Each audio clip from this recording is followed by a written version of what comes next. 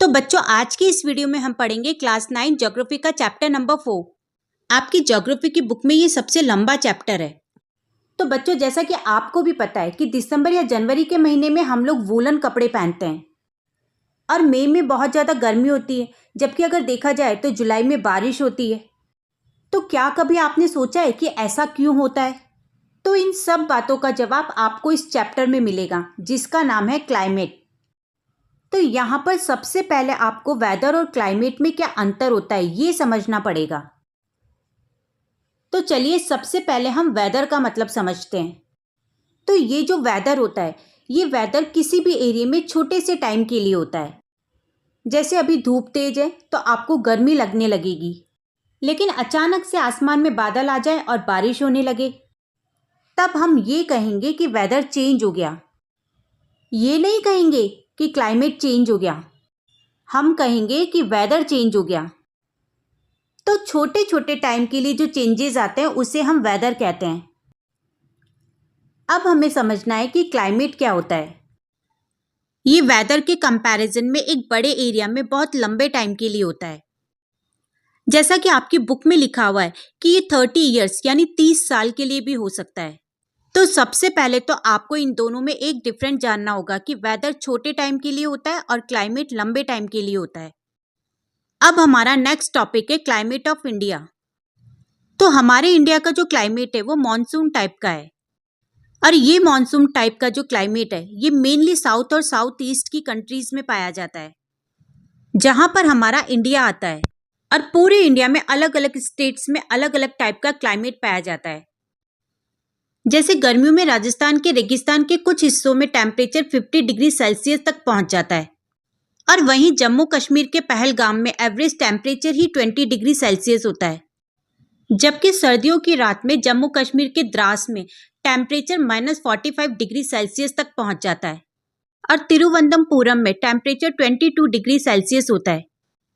तो अगर देखा जाए तो इंडिया में टेम्परेचर को लेकर बहुत ही ज़्यादा वेरिएशंस है। अब हम बात करते हैं प्रेसिपिटेशन मतलब रेनफॉल की। तो बारिश भी हमारे देश में बहुत अलग अलग वेरिएशंस में गिरती है। जैसे हिमालय के ऊपर की तरफ स्नोफॉल होता है, तो स्नोफॉल भी एक तरह की बारिश ही है। जबकि नॉर्थ ईस्ट वाले रीजन में बहुत ज़्यादा बारिश होती है, और इसके साथ साथ इंडिया के वेस्टर्न कोस्ट पर भी बहुत ज़्यादा बारिश होती है, लेकिन इंडिया के नॉर्थ वेस्ट पार्ट में बहुत कम बारिश होती है। अब अगर हम देखें तो नॉर्थ ईस्ट एरिया के मेघालय में 400 सेंटीमीटर से ज़्यादा बारिश होती है, जबकि राजस्थान और लद्दाख में 10 सेंटीमीटर से भी कम बारिश होती है। और इंडिया के कुछ पार्ट्स ऐसे भी हैं जहां जून से सितंबर तक बारिश होती है, और वहीं तमिलनाडु में अक्टूबर नवंबर में बारिश होती है। तो इससे हमें ये पता चलता है कि हमारे इंडिया का जो क्लाइमेट है वो मॉनसून टाइप का है, और इसीलिए इंडिया में अलग अलग स्टेट्स में रहने वाले लोगों की लाइफ पर इस मानसून का काफ़ी असर पड़ता है। जैसे राजस्थान में लोग अपने घरों की दीवारों को मोटा रखते हैं और साथ ही छतों को फ्लैट रखते हैं, और ऐसा वो क्लाइमेट की वजह से करते हैं, क्योंकि इंडिया में अलग अलग हिस्सों में रहने वाले लोग क्लाइमेट की कंडीशन की वजह से अपने घर अलग अलग टाइप के बनाते हैं। यहाँ तक कि कपड़े पहनना और खाना खाना भी क्लाइमेट के अकॉर्डिंग ही करते हैं। अब आपको क्लाइमेट तो समझ में आ गया, अब आगे क्लाइमेट कंट्रोल की बात करेंगे। अब हम बात करेंगे क्लाइमेट कंट्रोल की। तो ऐसे क्या फैक्टर्स हैं जो किसी भी एरिया के क्लाइमेट को कंट्रोल करते हैं? तो क्लाइमेट को कंट्रोल करने के लिए ऐसे 6 फैक्टर्स हैं जिनके बारे में हम बात करने वाले हैं। तो फर्स्ट है लैटिट्यूड, सेकंड है एल्टीट्यूड, और थर्ड है pressure and wind system, fourth है distance from the sea, fifth है ओशियन करंट्स, और सिक्स है रिलीफ फीचर्स। तो यहाँ पर हम सबसे पहले बात करेंगे लैटिट्यूड की।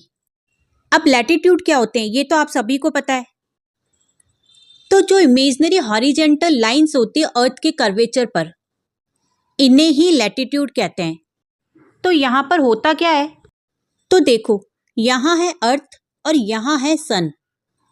अब अर्थ के बीचों बीच से एक लाइन, इमेजिनरी लाइन क्रॉस होती है जिसे हम इक्वेटर कहते हैं।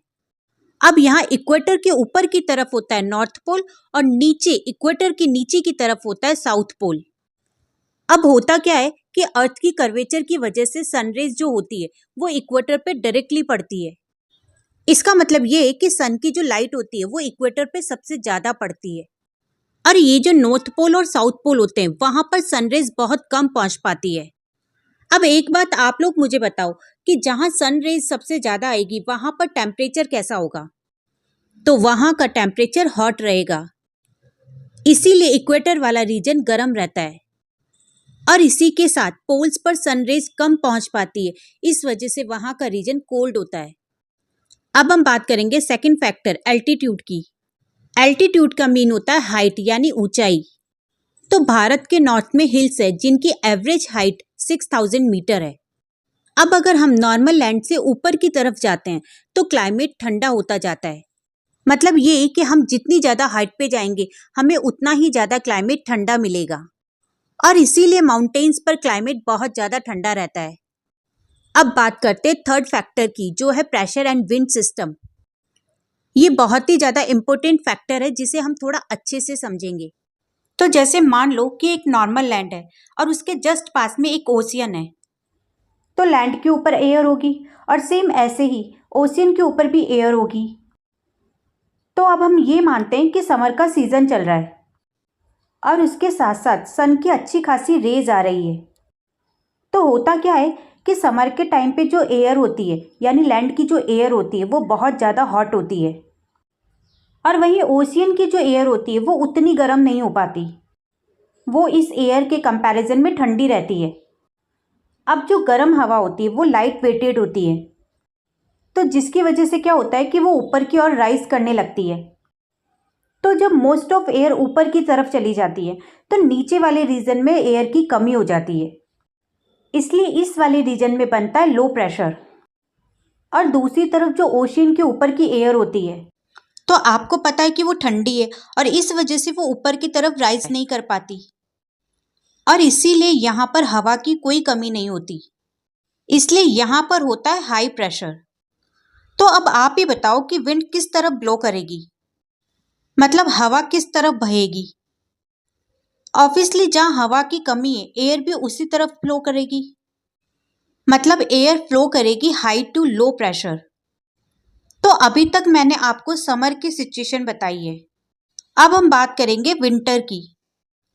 तो विंटर में क्या होता है, विंटर्स में उल्टा होता है। वो कैसे? लैंड की जो एयर होती है वो बहुत ज़्यादा ठंडी हो जाती है, और वहीं जो ओशियन के ऊपर की एयर होती है वो उतनी ठंडी नहीं हो पाती, मतलब इसके कंपैरिजन में हॉट रहती है। तो यहाँ अब आपको भी पता है कि आगे क्या होगा।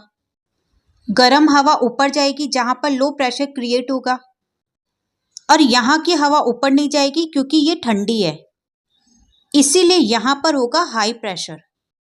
तो अब आप बताओ कि विंड किस तरफ फ्लो करेगी? जाहिर सी बात है जहाँ एयर की कमी है विंड्स भी उसी तरफ फ्लो करेगी, मतलब एयर फ्लो करेगी हाई प्रेशर से लो प्रेशर की तरफ। अब फोर्थ फैक्टर है डिस्टेंस फ्रॉम सी। तो जो एरिया सी के कनेक्टेड रहते हैं वहाँ पर ना तो ज़्यादा गर्मी होती है ना ज़्यादा सर्दी, वहाँ का टेम्परेचर मोस्ट ऑफ कांस्टेंट रहता है। जैसे भारत का कोस्टल एरिया, यहाँ का टेम्परेचर मोस्ट ऑफ कांस्टेंट ही रहता है। अब फिफ्थ फैक्टर है ओशियन करंट्स। अब आप यहाँ पर इस डायग्राम को देखो, ये पूरा वर्ल्ड मैप है। इसमें आपको जो ब्लूइश टाइप का जो पोर्शन दिख रहा है वो है ओशियन। तो इन ओशियंस में भी वाटर फ्लो करता है, जैसे रिवर्स में वाटर फ्लो करता है सेम वैसे ही ओशियंस में भी वाटर फ्लो करता है।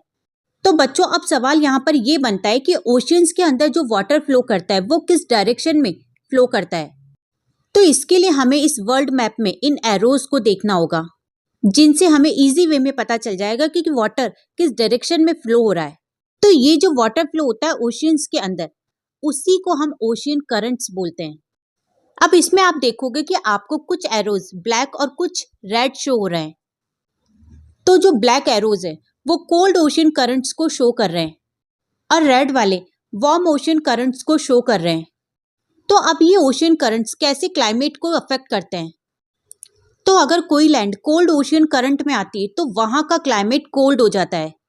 ठीक वैसे ही अगर कोई लैंड वार्म ओशियन करंट के कांटेक्ट में आती है तो वहाँ का क्लाइमेट वार्म हो जाता है। लास्ट 6 नंबर का फैक्टर है रिलीफ फीचर्स। किसी भी जगह का रिलीफ फीचर्स कैसा है उससे भी क्लाइमेट पर अफेक्ट पड़ता है। जैसे माउंटेन के इस तरफ और उस तरफ दोनों तरफ बस्ती बसी हुई है।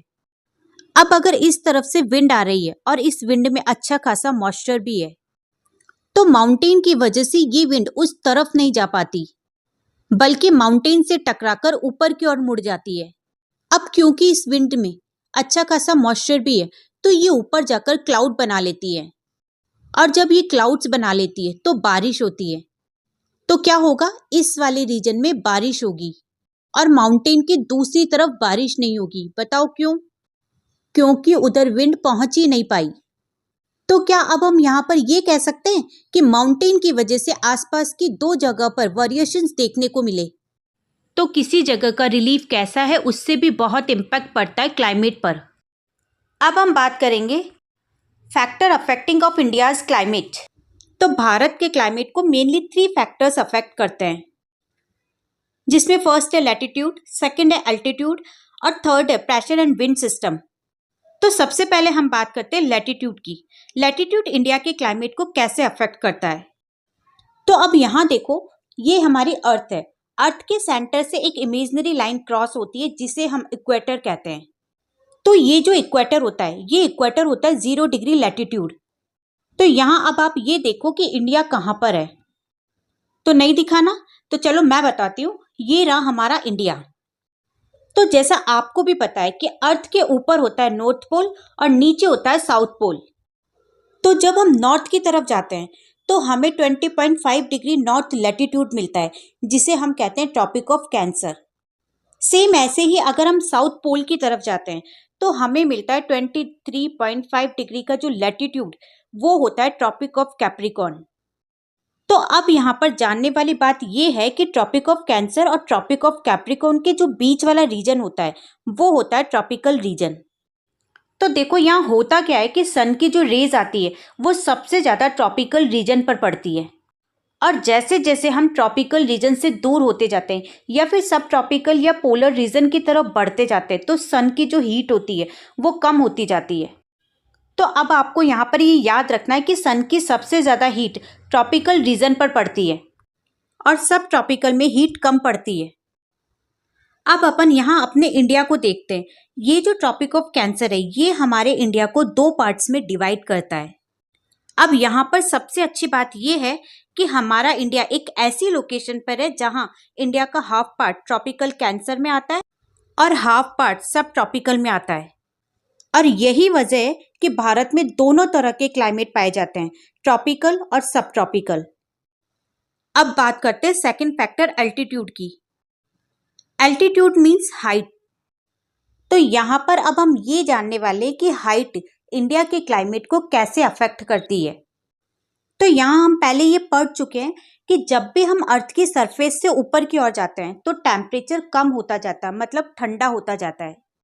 तो यहाँ अब हम अपने इस इंडिया के मैप को देखते हैं।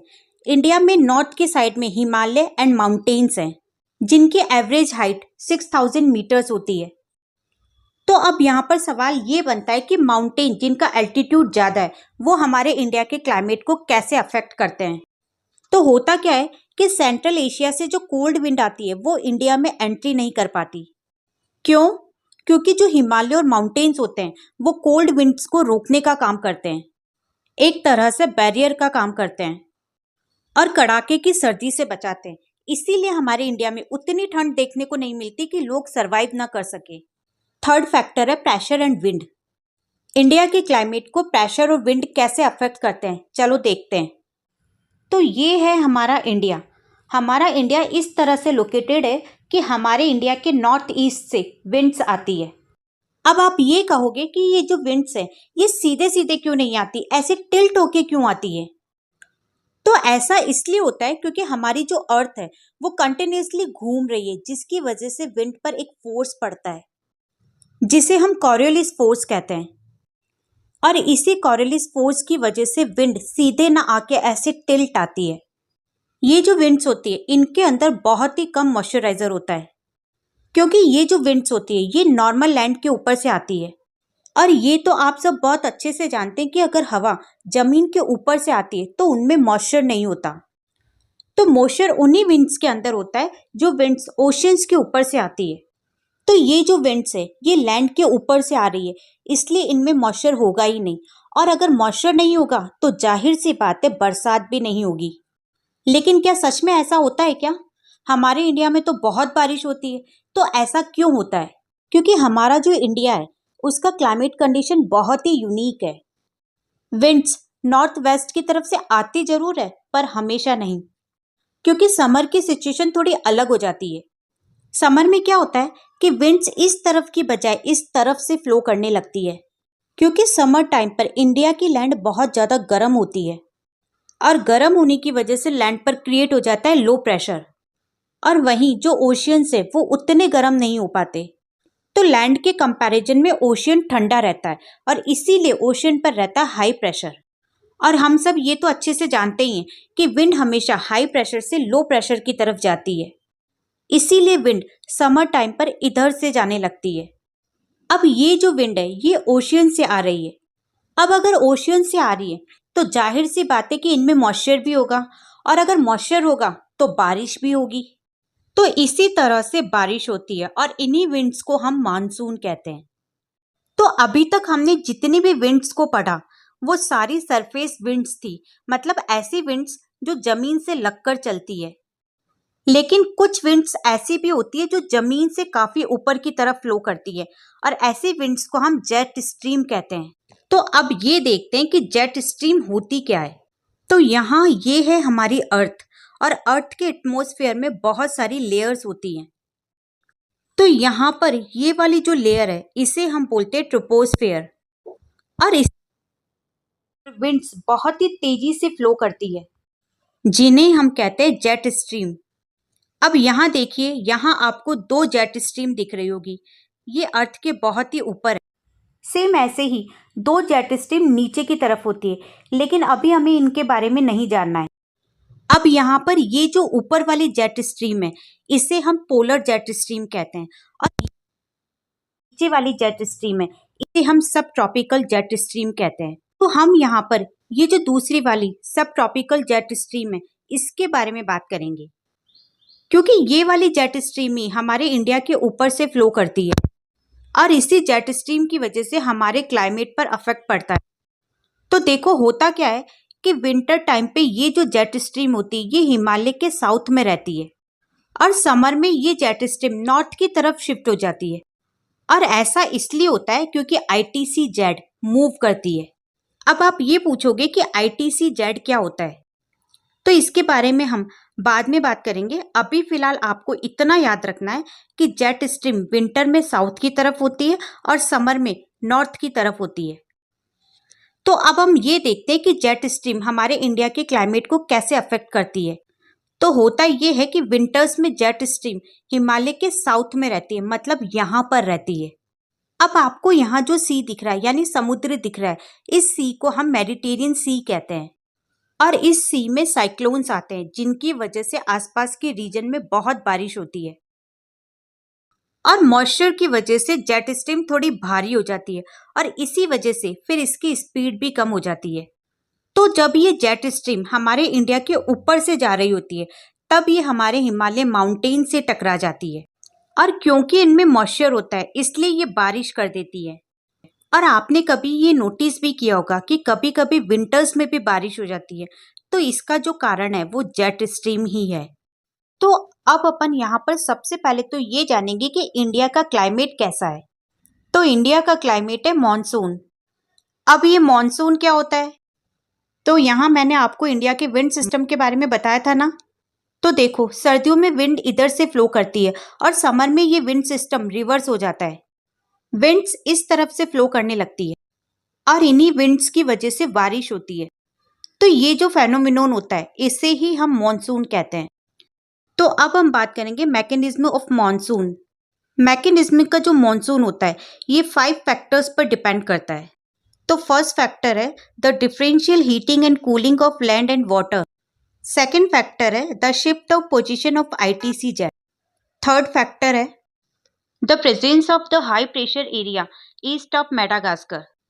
फोर्थ फैक्टर है heating of Tibetan plateau and fifth factor is the movement of jet stream. तो चलिए वन बाय वन सबको समझते हैं। तो फर्स्ट है the differential heating and cooling of land of water. तो हमारी जो लैंड होती है, ये लैंड जितनी जल्दी गर्म होती है उतनी ही जल्दी ठंडी भी होती है। बट ओशियन को गर्म होने में भी टाइम लगता है और ठंडा होने में भी टाइम लगता है। इसलिए लैंड पर गर्मियों में हो जाता है लो प्रेशर और ओशियन पर होता है हाई प्रेशर। और यही वजह है कि विंड्स हाई प्रेशर से लो प्रेशर की तरफ मूव करती है, जिसकी वजह से बारिश होती है। सेकंड फैक्टर है the shift of position of ITC Z. तो यहाँ पर अब हम देखेंगे कि आईटीसी जेड क्या होता है। तो आईटीसी जेड का मतलब होता है इंटरट्रॉपिकल कन्वर्जेंस जोन। तो होता क्या है कि हमारी जो अर्थ होती है वो एकदम सीधी या फ्लैट नहीं होती, बल्कि थोड़ी सी टिल्ट होती है और ये कंटिन्यूसली रोटेट होती है, यानी घूमती रहती है। अब यहाँ अपन अपनी अर्थ को देखते हैं। यहाँ आपको पता है कि सन की सबसे ज़्यादा हीट इक्वेटर पर पड़ती है और इस रीजन में बनेगा लो प्रेशर। और जहाँ पर लो प्रेशर बनेगा वहाँ पर विंड्स आगे कन्वर्जेंस होगी और जहाँ पर विंड्स कन्वर्जेंस होगी वहाँ पर होगा इंटरट्रॉपिकल कन्वर्जेंस जोन, यानी आईटीसी जेड। लेकिन ऐसा बिल्कुल नहीं है कि आईटीसी जेड हमेशा इक्वेटर पे ही रहेगा। ये कभी ट्रॉपिक ऑफ कैंसर पे बनता है तो कभी ट्रॉपिक ऑफ कैप्रिकॉर्न पे बनता है। तो इसका मतलब ये है कि सन की जहां सबसे ज्यादा हीट आएगी वो होगा आईटीसी जेड। इसलिए आईटीसी जेड मूव करता है और इसी आईटीसी जेड के मूव करने की वजह से इंडिया का क्लाइमेट भी अफेक्ट होता है। थर्ड फैक्टर है the presence of high pressure area east of Madagascar. अब यहाँ आप मैप में देखो, यहाँ आपको जो आइलैंड शो हो रहा है ये है मेडागास्कर। तो इस आइलैंड के ईस्ट में बहुत ज़्यादा हाई प्रेशर क्रिएट होता है। तो जब मॉनसून इंडिया में जा रही होती है तब मेडागास्कर की जो हाई प्रेशर विंड्स होती है वो भी इंडिया की तरफ फ्लो करने लगती है और इसकी वजह से मॉनसून विंड्स और भी ज़्यादा इंटेंसिफाई हो जाती है। फोर्थ फैक्टर है हीटिंग ऑफ टिबेटन प्लेट्यू। तो आप यहाँ पर इंडिया के मैप में देखो, ये वाला जो हाईलाइटेड पोर्शन है ये है टिबेटन प्लेट्यू और समर में ये वाला जो प्लेट्यू है ये बहुत ही ज़्यादा गर्म हो जाता है, जिसकी वजह से यहाँ पर क्रिएट होता है लो प्रेशर और इस लो प्रेशर के कारण जो मॉनसून विंड्स होती हैं वो और भी ज़्यादा इसके अट्रैक्ट हो जाती है। फिफ्थ फैक्टर है मूवमेंट ऑफ जेट स्ट्रीम। तो मैंने आपको बताया था ना कि विंटर्स में जेट स्ट्रीम हिमालय के साउथ में रहती है और जब समर सीजन आता है तो ये जेट स्ट्रीम हिमालय के नॉर्थ में शिफ्ट हो जाती है। अब इससे देखो फायदा क्या होता है कि जो मॉनसून विंड्स होती है उन्हें स्पेस मिल जाता है और फिर वो वहाँ इंडिया में आसानी से पहुँच जाती है और बारिश कर देती है।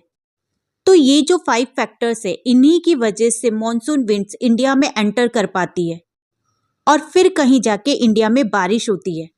अब हम इस टॉपिक से रिलेटेड एक कॉन्सेप्ट को समझेंगे। तो पहले हम इस मैप को देखते हैं। ये है इंडियन ओशियन और ये जो ओशियन है ये है पैसिफिक ओशियन। तो अब देखो होता क्या है, tropical eastern south Pacific ocean में जनरली हाई प्रेशर रहता है और वहीं ट्रॉपिकल इंडियन ओशियन में रहता है लो प्रेशर। इसलिए जो विंड्स होती है वो यहाँ से इस तरफ जाती है, यानी कि हाई प्रेशर से लो प्रेशर की तरफ जाती है। लेकिन यहाँ अब कुछ सालों में ऐसा देखने को मिल रहा है कि पैसिफिक ओशियन में हो जाता है लो प्रेशर और इंडियन ओशियन में हो जाता है हाई प्रेशर। इसलिए अब विंड्स यहाँ से यहाँ की तरफ जाती है। तो ये जो चेंजेस हो गए हैं प्रेशर में, इसी को हम सदर्न ऑसिलेशन कहते हैं और इसी वजह से हमारा इंडिया का क्लाइमेट अफेक्ट होता है। तो ऐसा देखा जाता है कि जब भी विंड्स इधर से इस तरफ फ्लो करती है, यानी पैसिफिक ओशियन से इंडियन ओशियन की तरफ फ्लो करती है, तो मानसून स्ट्रांग रहता है और इस वजह से इंडिया में बहुत अच्छी बारिश होती है। और वहीं अगर विंड्स इस तरफ से इस तरफ फ्लो करती है, यानी इंडियन ओशियन से पैसिफिक ओशियन की तरफ फ्लो करती है, तो मानसून बहुत ज़्यादा वीक रहता है, मतलब इंडिया में बारिश बहुत कम होती है। अब यहाँ सदर्न ओशियन से रिलेटेड एक और कॉन्सेप्ट है एल नीनो। तो जब नॉर्मल सिचुएशन रहती है, मतलब इंडियन ओशियन में रहता है लो प्रेशर और पैसिफिक ओशियन में रहता है हाई प्रेशर, तब ओशियन करंट ऐसे फ्लो करता है। तो इस करंट को हम पेरुवियन करंट कहते हैं और ये जो करंट है ये अंटार्कटिका से आ रहा है, इसीलिए ये ठंडा रहता है। बट जब प्रेशर चेंज होता है तो यहाँ पर हो जाता है लो प्रेशर और यहाँ हो जाता है हाई प्रेशर। तब करंट इस तरफ से इस तरफ फ्लो करने लगता है। तो ये जो करंट है ये इक्वेटर से आता है और इसीलिए ये गर्म रहता है। अब ये जो पेरिविन कोस्ट है, तो वार्म ओशियन करंट की वजह से यहाँ का टेम्परेचर भी गर्म हो जाता है। ये फिनोमिनन क्रिसमस के अराउंड होता है, इसलिए इसको एल नीनो कहते हैं। तो अब नेक्स्ट टॉपिक है the onset withdrawal of monsoon. इस टॉपिक में हम मॉनसून के आने से लेकर वापस जाने तक की पूरी प्रोसेस को समझेंगे। तो मॉनसून इंडिया में अर्ली जून से स्टार्ट होकर सितंबर तक रहता है, यानी करीब 100 से 120 दिन तक रहता है। तो जब मानसून आ रहा होता है तब भारत में हल्की हल्की बारिश होती है, और जैसे ही मानसून इंडिया में एंट्री कर लेता है तो अचानक से तेज बारिश होने लगती है। और ये जो बारिश है ये कॉन्स्टेंटली होने लगती है छोटे छोटे ब्रेक्स में। इसे हम बर्स्ट ऑफ मॉनसून कहते हैं। तो यहाँ आप सबसे पहले ये देखते हैं कि मॉनसून इंडिया में आता कैसे है। तो यहाँ पर चलिए इस मैप को देखते हैं। तो होता क्या है कि ये जो मॉनसून विंड्स होती हैं, तो ये सबसे पहले इंडिया के पेनिनसुला सर्दर्न टिप पर हिट करती है और केरला वाले रीजन में बारिश करती है। और फिर ये जो विंड्स है ये 2 पार्ट्स में डिवाइड हो जाती है। तो फर्स्ट होती है अरेबियन सी ब्रांच और सेकंड होती है बे ऑफ बंगाल ब्रांच। तो यहाँ पर ये जो अरेबियन सी ब्रांच होती है वो करीब 10 जून तक मुंबई पहुंच जाती है और फिर वहां पर बारिश करती है। और इसी के साथ जो दूसरी और बे ऑफ बंगाल होती है वो असम में जाती है। तो यहाँ पर आपको ये तो पता ही है कि इंडिया के इस वाले रीजन में माउंटेन्स हैं, इसलिए ये विंड्स आगे की तरफ नहीं जा पाती और यहीं से टर्न ले लेती है और पहुंच जाती है इंडिया के सेंट्रल पार्ट में। अब वही जो अरेबियन सी ब्रांच होती है वो सौराष्ट्र की ओर जाती है और फिर ये भी इंडिया के सेंट्रल पार्ट की तरफ मूव कर लेती है। फिर जून मिड तक ये दोनों ब्रांच आपस में मिल जाती है और जून एंड तक दिल्ली में बारिश करती हैं। और जैसे ही जुलाई का फर्स्ट वीक स्टार्ट होता है तो western Uttar Pradesh, Punjab, Haryana and eastern Rajasthan तक मानसून पहुंच जाता है और फिर जुलाई मिड तक हिमालय प्रदेश और पूरे इंडिया में फैल जाता है। तो यहाँ अब इंडिया में मानसून आ तो गया, लेकिन अब जाएगा कैसे, इसके लिए भी पहले हम इस मैप को देखते हैं। तो सितंबर के स्टार्टिंग में मॉनसून इंडिया के नॉर्थ वेस्टर्न स्टेट से जाना शुरू करता है और फिर उसके बाद अक्टूबर के मिड तक मॉनसून पूरे नॉर्थ इंडिया से चला जाता है और फिर लास्ट दिसंबर तक मॉनसून पूरे इंडिया से गायब ही हो जाता है। अब बात करते हैं सीजन्स की। हमारे यहाँ 4 तरह के सीजन्स देखने को मिलते हैं। फर्स्ट है कोल्ड वेदर सीजन यानी विंटर सीजन, सेकंड है हॉट वेदर सीजन यानी समर सीजन, थर्ड है एडवांसिंग मॉनसून एंड फोर्थ है रिट्रीटिंग मानसून। तो अब हम इन सीजन्स को वन बाय वन देखते हैं। सबसे पहले स्टार्ट करते हैं कोल्ड वेदर से यानी विंटर सीजन से। तो यहाँ इंडिया में winter season mid of November से स्टार्ट होता है और फरवरी लास्ट तक रहता है। अगर देखा जाए तो जनरली इंडिया में सबसे ज़्यादा सर्दी दिसंबर जनवरी में पड़ती है और शायद इसीलिए नॉर्थ इंडिया के दिसंबर जनवरी को कोल्डेस्ट मंथ्स माने जाते हैं। इंडिया के नॉर्थ पार्ट में हमें फ्रॉस्ट देखने को मिलती है यानी ओस देखने को मिलती है और वहीं हिमालय वाले रीजन में तो स्नोफॉल देखने को मिलती है। तो यहाँ पर दिसंबर जनवरी के महीने में भी बारिश देखने को मिलती है जिसे हम महावत कहते हैं।